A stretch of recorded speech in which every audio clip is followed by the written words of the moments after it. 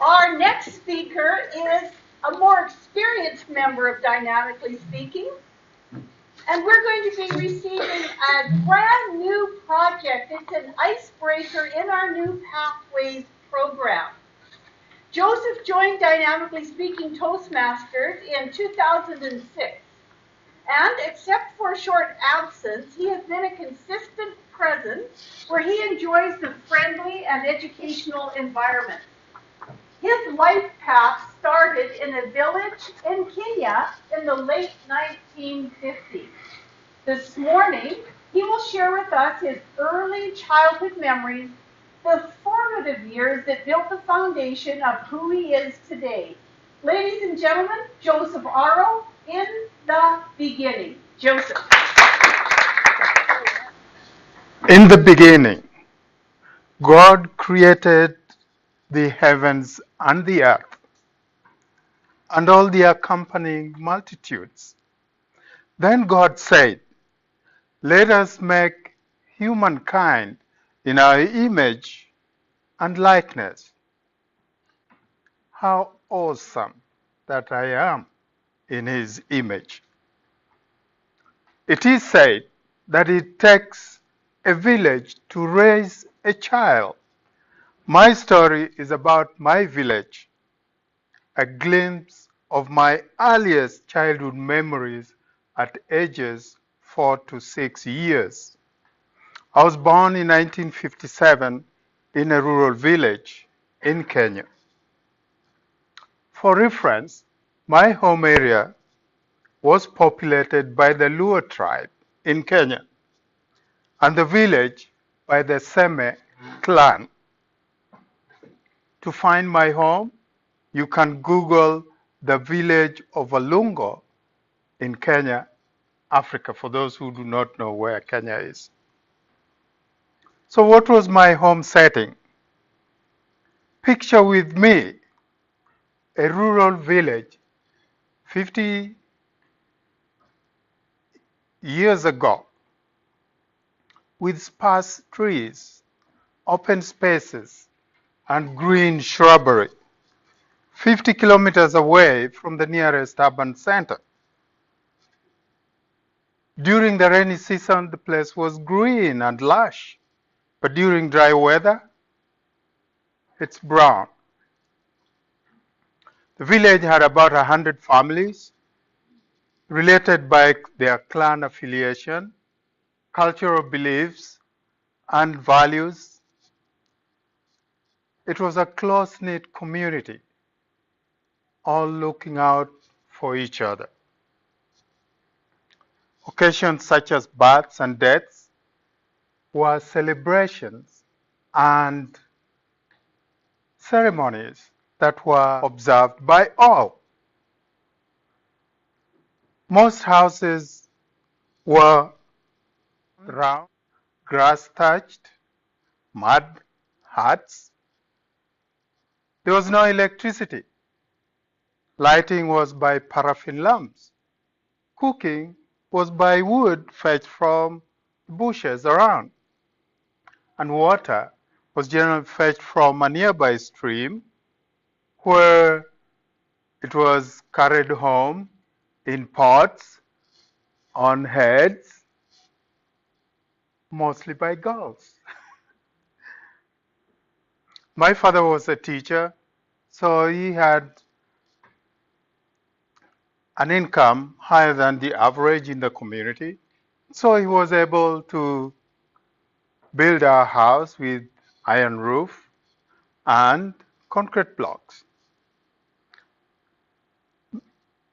Like a National Geographic picture, my village was a collection of huts with simple people who lived in a caring community that practiced mixed farming comprising of food crops, cattle, hens, donkeys, and dogs and cats as home pets. A common thread of love and care held the community together. So what was my experience as a child? Of all the children to play with, my older sister was my favorite play partner.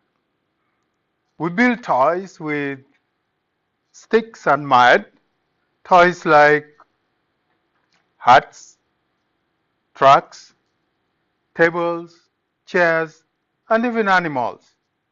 We had no formal shop toys, so we had to be creative, innovative, and quick learners in order to build these toys. And that seemed to be the start of my engineering profession. Occasionally, at night, we had screaming hyenas in the nearby bushes, which frightened a lot of people, as it reminded them of stories of people whose buttocks were ripped off by hyenas as they were trying to run away. We also had an occasional witch, night running witch, coming to harass the villagers by hitting on their doors and running away. And then later on, you'd see them with some kind of fire that had light flashing on and off as they ran away. So this was very scary. But we at least got to know that it was people, not some heavenly ghosts coming to our home area. As kids, we played with animals, learning to fear cows and donkeys, but running after hens, cats, and dogs. Learning what to play with was important, as mistakes could be painful or fatal. However, we were closely monitored by elders to ensure that our young minds did not cause us any pain. Our playfields were close to home, and we played in those places where the elders could see and monitor what we were doing. I loved my home. For parents, my father was a teacher who was highly respected in the community. He nicknamed me Bob, which I later learned signified love and value. When my father came back from work, he brought treats like sweets, fruit, honey, and bread. He never spanked me, neither did my mom. I might have been a perfect child. My mom was always there, always watching and providing our needs. She loved us greatly. Both mom and dad were clearly not showing any preference to any of us. They treated us and loved us equally. Our parents protected us so well that I have no recollection of any bad event or pain. To me, that meant that we must have been obedient and respectful.